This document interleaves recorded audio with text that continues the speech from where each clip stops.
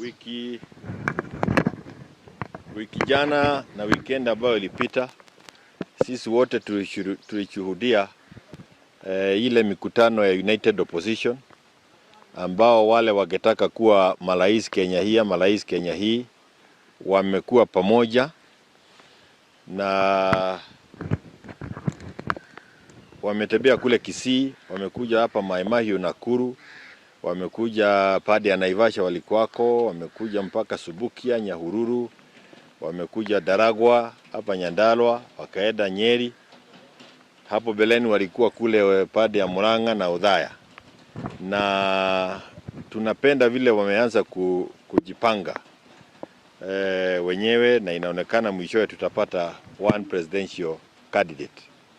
Lakini kuna changamoto moja ambayo ilitokea na tumeiona kila pahali waendako, na ni kwamba ile jukwaa haisaidii wale ambao wangetaka kuwa wabunge, senators, members of the county assembly, hasa kwa chama cha Jubilee, kwa sababu inaonekana hatupati nafasi ya kujitetea kwa wananchi.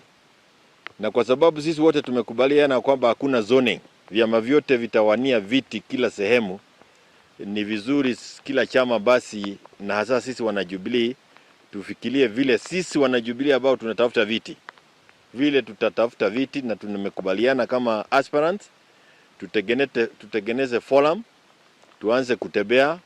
As we sell the United Opposition, we also sell our candidature, ili Wakenya waweze kujichagulia viongozi wale wanawafaa sehemu yao. Pale juu tukubaliane juu ya mtu mmoja, lakini huku chini watu lazima wasiagane. Na watasiagana kwa sababu gani? Watasiagana kwa sababu wameweza kujiuza kwa Wakenya.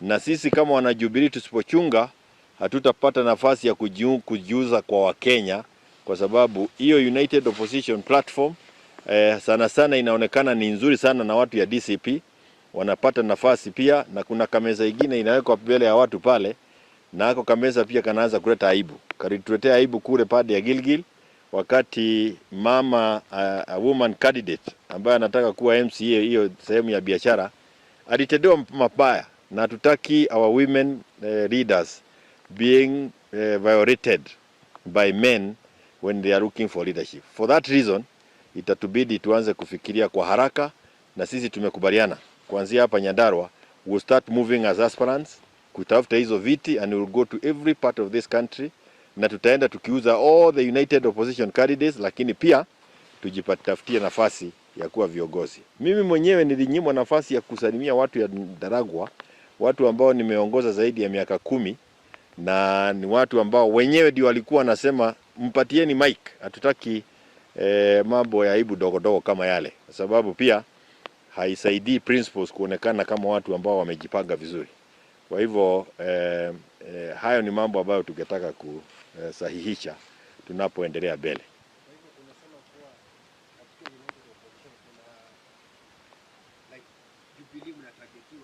Na unajua si ati tunatagetiwa. Unajua hii kawaida ni siasa is competition.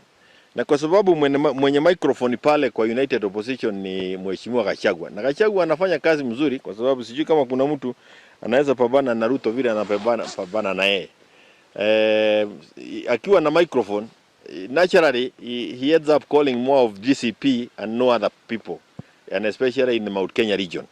Na kwa sababu hapa Mount Kenya region, kwanza Nyandarua ni pahali ya Jubilee. We also want to turn the whole of Nyandarua red. We want to turn Mount Kenya red. Anataka kuturn Mount Kenya green. That competition is good. Kwa hivyo sisi kusema tunatengeneza platform yetu ya Jubilee, sio kusema ya kwamba tunatoka katika United, na mtu asianze kusema ati hao wanaenda kivyao. Tuko ndani kabisa. And Matiang'i is doing very well representing us there. Wanajisoti kule na sisi tujisoti hapa, kwa sababu tusipofanya vile tutapangwa vile hatutaki kupakika. Asante sana.